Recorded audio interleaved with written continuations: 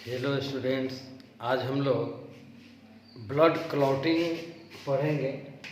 Blood clotting या coagulation, इसका मतलब होता है रक्त का थक्का बनना या जमना, मतलब रक्त का थक्का जमना।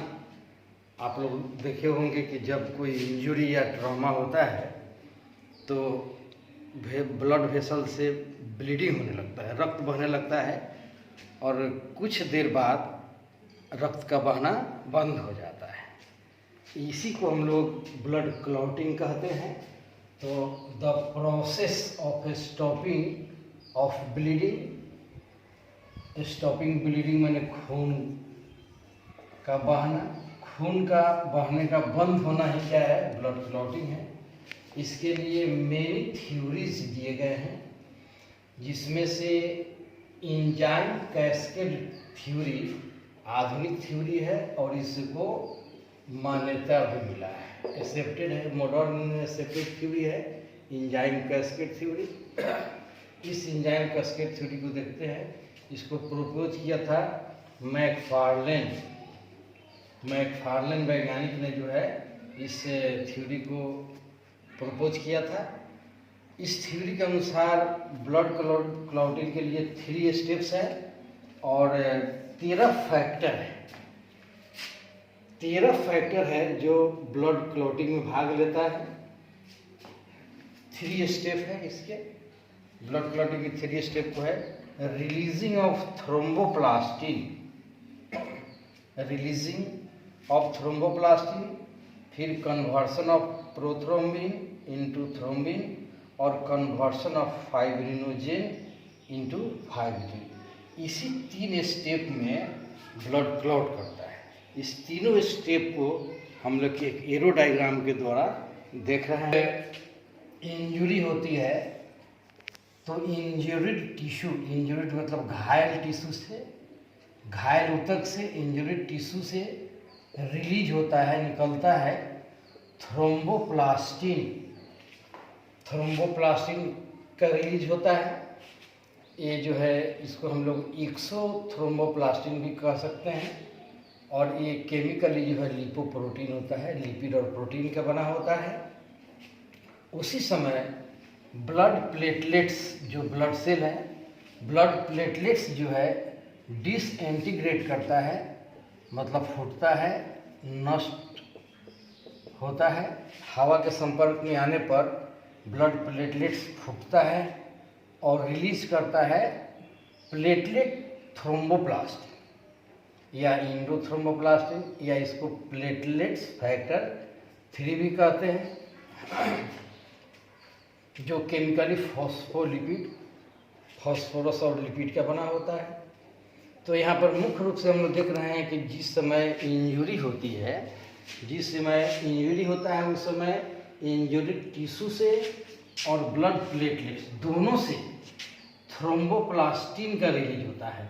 थ्रोम्बो मेन नाम हो गया थ्रोम्बोप्लास्टिन, क्योंकि प्लेटलेट से निकला है इसलिए प्लेटलेट्स थ्रोम्बोप्लास्टिन बोले हैं, और टिश्यू से निकल रहा है इसको हम लोग थ्रोम्बोप्लास्टिन सीधे नाम दे दिए हैं। माने दोनों से क्या हो रहा है, इंजर्ड टिश्यू और ब्लड प्लेटलेट से थ्रोम्बोप्लास्टिन का जो है रिलीज हो रहा है। ये दोनों थ्रोम्बोप्लास्टिन इंजर्ड टिश्यू से निकला हुआ और ब्लड प्लेटलेट से निकला हुआ थ्रोम्बोप्लास्टिन कैल्शियम आयन की उपस्थिति में कुछ प्लाज्मा प्रोटीन के साथ जो है जुड़ता है और जुड़कर जो है प्रोथ्रोम्बिनेस नामक एंजाइम का निर्माण करता है। यहाँ जो है हॉर्न्स बनाता है,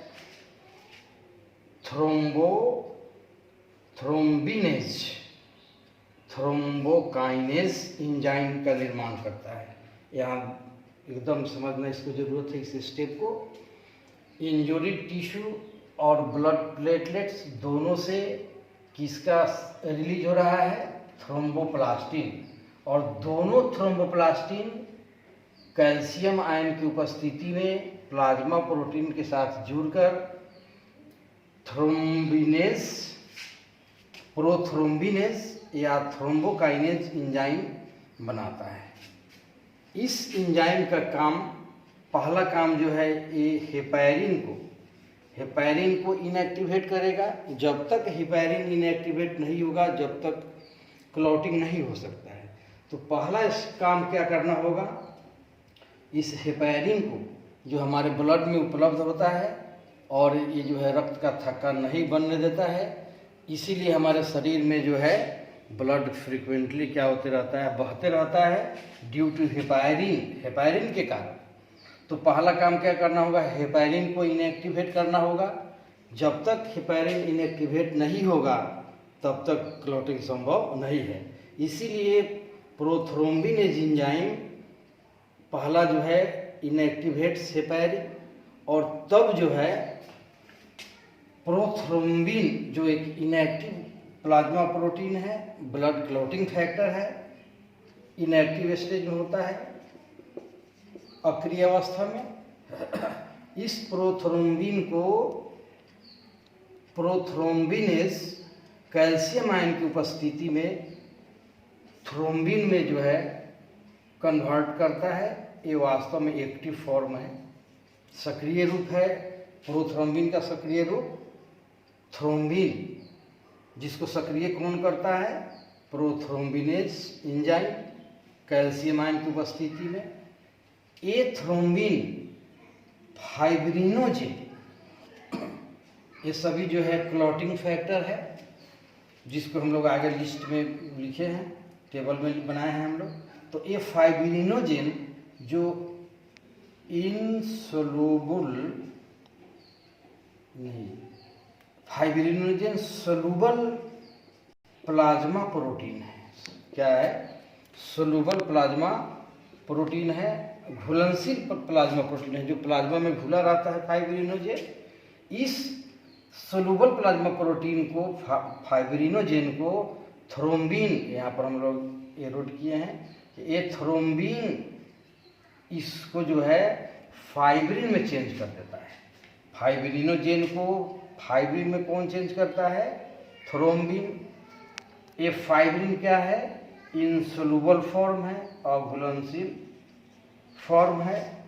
और ये फाइब्रिन जो है एक नेटवर्क, एक जाल बनाता है, और उसी जाल में ब्लड सेल्स इंटेंगल्ड हो जाते हैं, फंस जाते हैं, उसमें जाकर जो है मिल जाते हैं, और मिलकर जो है ब्लड क्लॉट का निर्माण करता है। और इस तरह से ब्लड क्लॉट बनने के बाद ब्लीडिंग जो है रुक जाता है। ये फाइब्रिन, जैसे आप लोग देखे होंगे कि छत जो है बनता है, तो उसमें क्या किया जाता है कि छड़ को जो है बांध कर और उस पर जो है सीमेंट और कंक्रीट जो है के द्वारा उसको क्या कर दिया जाता है, फंसा दिया जाता है छड़, बंधा हुआ छड़ में, और क्या हो जाता है, छत बन जाता है। उसी तरह से फाइब्रिन जो है उसी तरह का जो है एक नेटवर्क बनाता है, और उसी नेटवर्क में ये ब्लड सेल्स क्या हो जाते हैं, फंस जाते हैं, और फंस कर जो है ब्लड क्लॉट बनाते हैं, और ब्लीडिंग रुक जाता है। इस तरह से ब्लड का क्लॉट बनता है। अब यहाँ 13 फैक्टर जो है ब्लड क्लॉटिंग के लिए है। इस 13 जो है ब्लड क्लॉटिंग का नाम इनलिस्ट किया हुआ है, इसको जो है याद रखना है, पढ़ना है। अब इसके बाद में क्या होता है कि जब ब्लड क्लॉट हो जाता है तो क्या होता है कि आफ्टर ब्लड क्लॉट ए पेल येलो, हल्की पीले रंग का फ्लूइड उज्जै, मतलब ब्लड क्लॉट के बाद एक हल्के पीले रंग का जो है फ्लूइड निकलता है, उसको हम लोग क्या कहते हैं, सीरम। ये पीले रंग का जो द्रव क्लॉट होने के बाद में, आप ध्यान दीजिएगा कि जब इंजरी के बाद ब्लीडिंग होता है और ब्लीडिंग जब रुक जाता है, क्लॉट बन जाता है, तो वहाँ से देखिएगा एकदम हल्का पीला रंग का एक द्रव निकलेगा, उसको सीरम बोलते हैं। और सीरम जो है क्या करता है, एंटीबॉडीज रखता है, जो कोई पैथोजन उस रास्ते से प्रवेश करने की कोशिश करता है उसको मार देता है। तो इस तरह से सीरम हम लोग पहले भी देखे थे कि अगर क्लॉटिंग फैक्टर को हटा दिया जाए तो उसके बाद जो प्लाज्मा बचता है उसी को हम लोग क्या कहते हैं, सीरम कहते हैं। तो आज हम लोग इतना, फिर अगले वीडियो